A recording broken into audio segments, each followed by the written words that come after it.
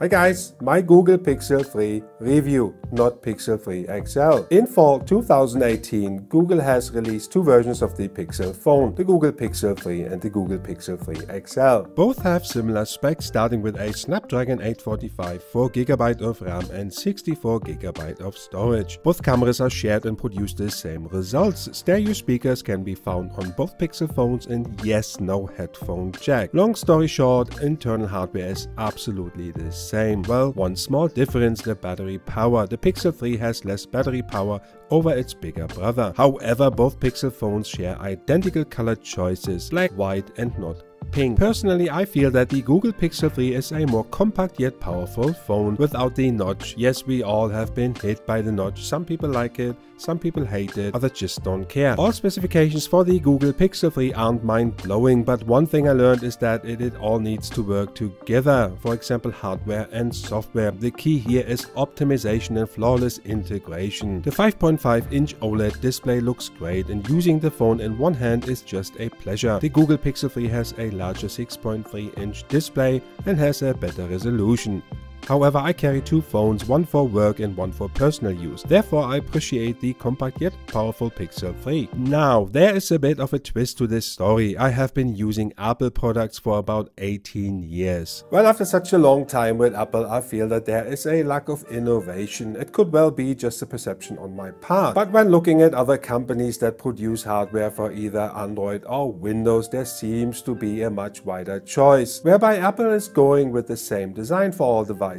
There is not much of a difference between iPhone and MacBooks. By all means, software is a different story altogether. Don't get me wrong, Apple produces top hardware and designs, but I feel shortchanged. When looking back, I had colorful MacBooks and iMacs, simply just cool and hip. And you know what? Maybe I just like to change gear once in a while. I've been watching Google for a while now, and no matter what the critics say, the hardware that the company produces looks very good and is appealing to me. So having said that, I thought I'm just going to try out the Pixel 3 despite my dilemma of the Apple ecosystem. So what is the Google Pixel 3 like? Well, after a couple of days I was pleasantly surprised. Android all new to me, yet I was able to learn the most important gestures and settings fairly quickly. What I do like is how easy everything is being made by Google. Whether I am setting up my earphones or my display, it learns quickly with me and suggests settings I might like. It also tells me proactively the traffic in my area or in fact anything else I want to know. It really feels good in my hand and has wireless charging. I have not invested in the wireless charging Google Pixel stand yet, as I wanted to see how I find my way around first. Call quality is good, although the stereo speakers could get a minor upgrade. The headphones are good and come bundled in the box with a USB-C connection, no dongle needed. What I do like is the preview of notifications. It shows me much more than just simple text, and when it comes to a YouTube notification, it simply is unbeatable, giving you options to watch, like or save it for later, all straight from the home screen, even with a thumbnail.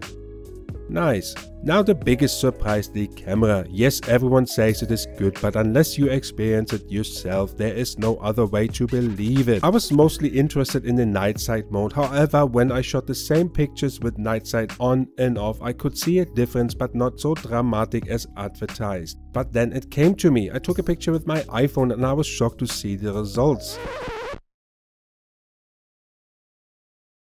So here's the deal, the pictures from the Google Pixel 3 in normal/regular mode are already so amazingly good that the difference to night sight is noticeable, but not that drastic to me anyway. However, when compared with the iPhone, the difference between them two was so extreme, I couldn't believe it. I also like the wide angle mode, as this gives me the possibility to have a group selfie, especially useful when having kids that can't stand still. Basically, the camera/results the software produced afterwards is simply put mind-blowing. When it comes to video quality, well, it was okay, but the audio could be improved. Not sure what the video quality is, but I don't think it's that great actually. 1, 2, 3 audio test. In all fairness here, I carry the Canon EOS M50 with me to beat smartphone video and audio quality. My real life review video for the M50 is up here. However, the way Google is going with their Pixel lineup, I don't think it will be long until they come up with better video and audio quality, most likely through software and algorithms. So what are my final thoughts? Well, first and and foremost, I want to mention the price here. I have paid 625 euros, and considering this price point, I have a compact, versatile and powerful Google Pixel phone that will give me that stock Android experience with no fuss. I like that. All in all, a pleasant phone to have, coupled with the amazing camera and YouTube integration. I can't see me returning the Google Pixel 3. Bear in mind, I am an Apple user for 18 years, give or take. If you are like me, locked into the Apple ecosystem but want to spice it up, just give it a try. I will certainly be using this for my daily driver starting this week. My upcoming travel to Vienna and London will show me the real world test. Until then, I hope you enjoyed this video. Don't forget to like and subscribe for an update of my Pixel 3 real life usage. See you next week. See you next time. Peace out.